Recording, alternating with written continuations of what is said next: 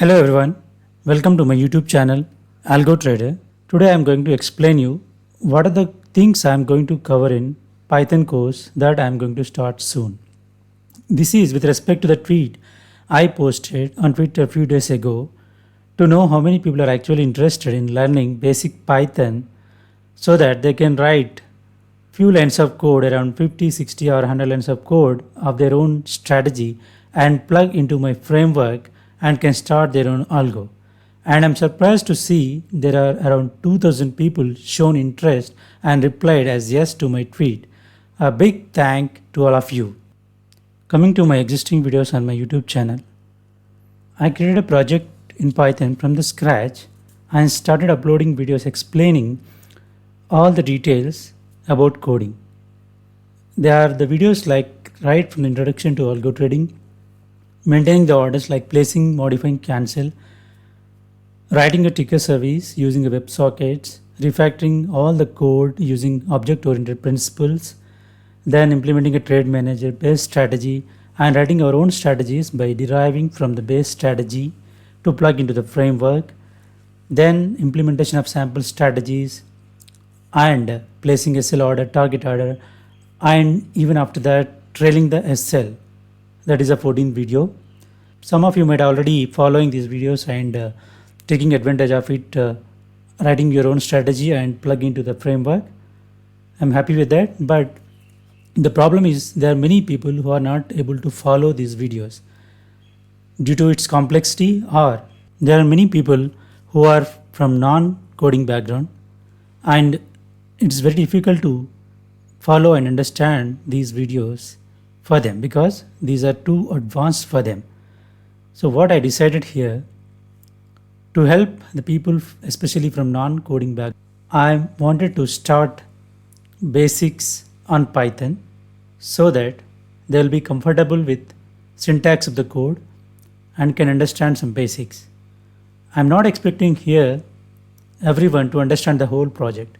The main intention is to understand only specific part of the project, that is writing your own logic in a separate strategy file and plug that file into the whole framework and it will do the job and you are ready with your algo, can start and go live. And just to give you an idea about the code you are going to write inside each strategy file, that is not even 5% of the whole framework. So you don't need to worry about that this is a big project and you have to understand it completely. No, not at all needed. You just need to understand the basics of Python and would be able to write your own code in a separate strategy file, which is about 50 to 100 lines of code. That's it. And what to expect from this course? As I said, to teach Python basics to all interested folks, especially for the people from non-coding background. The learner would be able to understand the fully automated framework of my Python project at very high level. As I said, you don't need to dig deep into the code to understand the whole framework, but at a very high level. So what are all the classes and modules I implemented? You should be aware of them at the end of the course, and you'd be able to write a piece of code of around 50 to 100 lines of code in a separate file and just plug that into framework and start your algo. And what are the prerequisites? No prior knowledge in coding is required, as I will be trying to explain everything in detail. That is a plus point for you. Requirements like hardware and software requirements. So desktop or PC with ideally near about 4 GB RAM is enough, and normal CPU would do the job. And operating system, Windows 10. Other versions of Windows also fine, but I'm not going to explain how to do this in Linux. People from Linux or Unix also follow these tutorials, but only the installation part where you need to install Python and some editor, I'm not going to cover them. You can just follow through the internet and take help from any friends and install Python and editor on your Linux or Unix machine. Once you install Python, then the remaining thing, whatever I am going to explain in the tutorials, will be same for Windows or Linux. Installation of Python and editor. So what I'll be showing how to install Python 3 on Windows 10. After installing, we need to set the path of Python home in the path environment variable so that it will be accessible from your command prompt whenever you type Python. After installing Python, we need to check if Python is installed or not. Then we need to install some editor for adding code. Personally, I use Sublime for adding Python code. If you are interested in using any other editor, that is your choice. Any editor would be fine. Even Notepad can do the job, but it will be difficult to write code in Notepad. So the next thing I'll cover is what is Python and little bit background about programming languages and little comparison of other languages with Python. Next, then we'll cover a hello world program and print it. And please note, this is very important.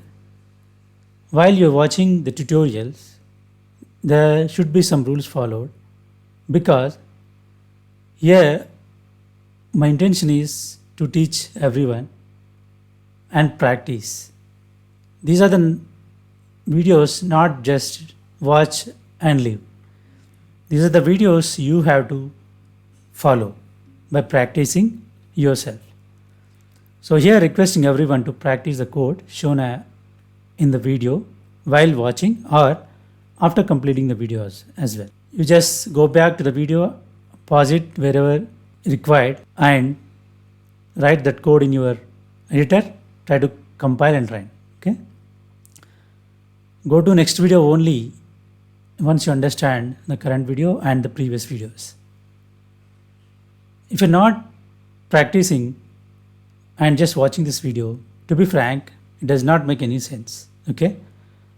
Better you spend your time somewhere else. Thanks for understanding that line. And while practicing, if you're stuck anywhere, please Google it for help. 90% of the time you get a solution from internet. Else you can write in the comments. Myself, if I get time, or anyone from coding background can help you by replying to your comments. So after installing the Python, so we'll come to the main content course of the programming language Python. So what are the basic elements in any programming language? They are data types. You declare some data and you need to know what kind of data you want to store in it. Be it an integer, a floating point number, a string, or some array, that collection of objects, etc. We'll learn those things. Then the operators we use against the data types. Like if you want to multiply or add two numbers, or subtract, divide, and assigning to some other variable like assignment operator. And there comes if else condition. You want to execute some code if this condition meets, else you want to execute some other code. Okay, and we'll cover what is ternary operator. And then while and for loops. There are times you need to execute some part of code multiple times in a loop, where the while and for loops come into picture. I'll explain how to even break the loop on any condition or continue by skipping the rest of the logic. And arrays or list. So to store a collection of objects, ideally in some programming language we have arrays of same data type, but in Python you can actually store data types of multiple types. Like in a single list you can store an integer and a string as well at the same time. And comments. You want to write some comment into your code for understanding purpose, for someone else or for your own, to better understand it later. Because when you write some code, when it's getting bigger, it may be possible that you forget what exactly you wrote. So that if you can have some comment over there, and that will be useful for you in future, this comment is not executable. We start with hash symbol, and whatever you write after hash symbol will be considered as a comment and it will not be executed. And we'll try to write a sample code for basic mathematics and handling like addition, subtraction, multiplication, etc. Then I'll introduce to functions because we need to maintain modularity. Like as the code goes big, you can't write entire code in a single file, continuously line by line. Right? You need to segregate some blocks of your code into separate functions and call those functions wherever it is required. Not only that, you may need to call that functions multiple times so that we can avoid reusing of code by writing functions. We'll explain inbuilt math functions to find minimum of 2 numbers, maximum of 2 numbers, and rounding off some number. We'll try to cover string and its built-in methods like converting to lowercase, uppercase, finding the length of the string, etc. Then comes list and its operations. You can consider this list as arrays, but we have some other functions inside list like adding, searching, and removing from the list. Then we'll cover dictionaries. And most importantly, we need knowledge on JSON data format because the APIs you call, most of the network calls like getting data from broker or placing order, and you getting some response, right? Also, you need to send some specific data while placing the order. So all this data generally follows some standard. Then we'll try to cover file operations like reading from the file, writing to the file. We'll prefer to use the same data format JSON so that it will be easy because this is the format we are going to use across our application most of the time. Next, we'll try to cover how to structure the project like splitting the complete code into multiple files and importing some part of the code into other file and using it wherever it is required. Then I will introduce classes. Class is nothing but a skeleton of any object, which is actually basis of object-oriented programming. We'll see what are static methods. I'll explain few things about object-oriented programming. We'll try to convert some existing code into classes, the object-oriented way. We'll try to convert existing functions into classes and its behaviors. The main concept in object-oriented programming, we extensively use in our application is inheritance. Like for example, we have some base strategy class and you need to implement your own strategy, right? You have to inherit it from the base strategy and you write your own code inside the derived strategy class. You don't need to worry about the common functionality of the base strategy is doing. You just need to concentrate only on the part where you need to override the logic for your strategy. That's it. This will be covered in the overriding a method. And the thing is exceptions and error handling. So when you start your algo and algo is running, everything is fine. You are calling the APIs of broker, placing the orders, placing SL orders, target order, getting the data, all going fine, right? But all things do not go fine every time. So there are situations like you get error from the broker due to whatever reason. Your internet connection is not there or broker has some internal error and they gave error while you place an order. Suppose you placed an original order and after that you place SL order and then target order, correct? Assume the original order itself got failed and you placed SL order and target order. Whereas the original order failed, it's not there, you don't have any position, but you ended up in placing wrong orders for SL and target. So to prevent that, you need to handle the error at every step. You placed original order, if there is an error, you are not going to place SL and target orders. You can retry, right? Such kind of things you can do. Not only while calling the order APIs, but in general, across your application, wherever there are errors encountered, you need to handle them and take appropriate action based on the error.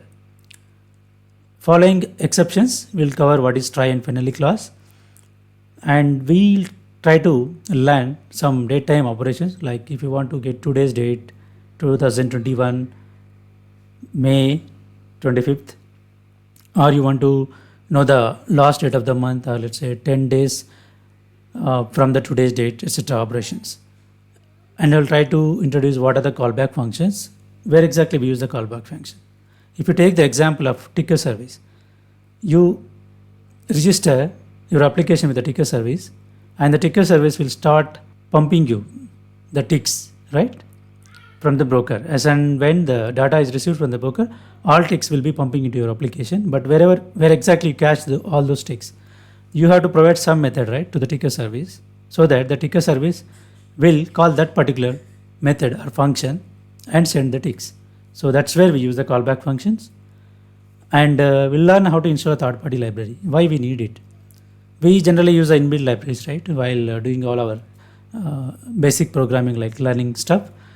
But if you want to install some third-party libraries like Kite and 5s SDK, then we need to install them using pip command, and they'll be available in Python, and you can use their APIs to place orders, modify orders, or even for getting any data like candlestick history or ticks likewise. Okay, so not only Kite or 5s, but even for any other purpose, like you want to do something about Excel or PDF stuff, you can download respective libraries and use their APIs in order to achieve the functionality. Okay, and the most important part here, the Python application we are going to build is not just a simple application like you just write some code, execute it, and give it some input and you got some output, right? It's not like that. The main thing here, we need to authenticate with the broker. We have to get access token from the broker, correct? And only after that you will be able to place orders, modify orders, and what are the stuff you want to do inside your algo.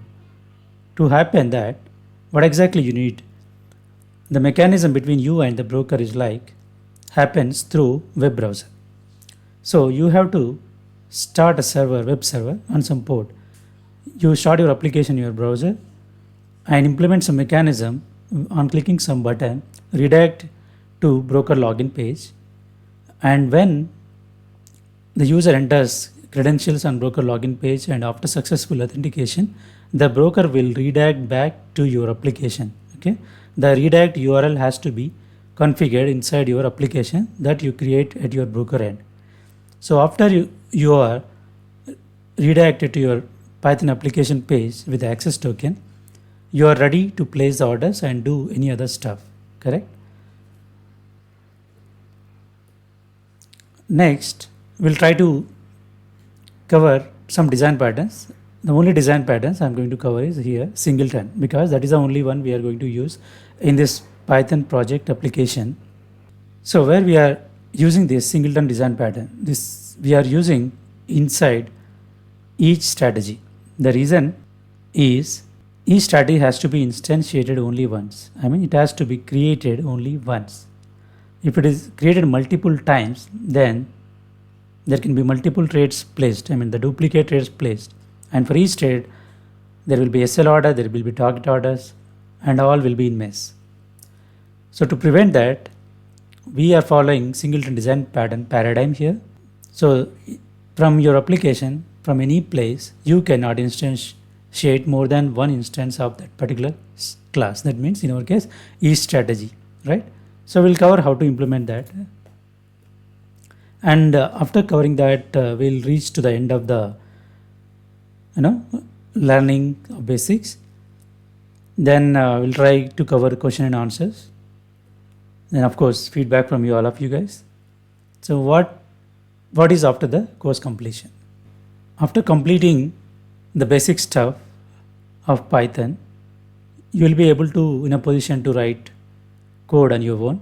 Then I will walk through of the complete project which I built at very high level. You don't need to understand each and every class, each line of the project. Ideally, that is not possible. Of course, if you are from programming background, then you can go through the complete project.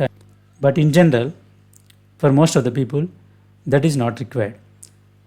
You just need to understand only the part where you need to write your own logic by creating your own strategy by deriving it from the base strategy class and how to trail the SL, I mean, way to write the trail SL logic if it is applicable for your strategy.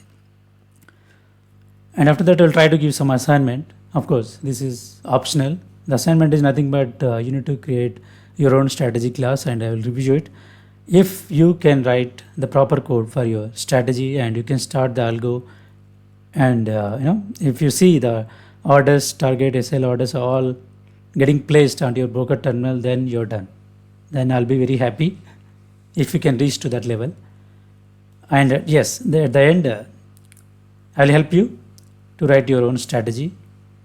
And please note that strategy will be in a simple thing. It should not be complicated stuff. Okay, it will be some simple stuff to create the trade and placing a sell order and target order. The complicated stuff you need to do it on yourself, or you take any other expert help. Okay, with that I'm going to end this session. Thank you for watching this, and I would say all the best to all of you, and I will try to start as soon as possible the course content. Okay, have a nice day. Thanks.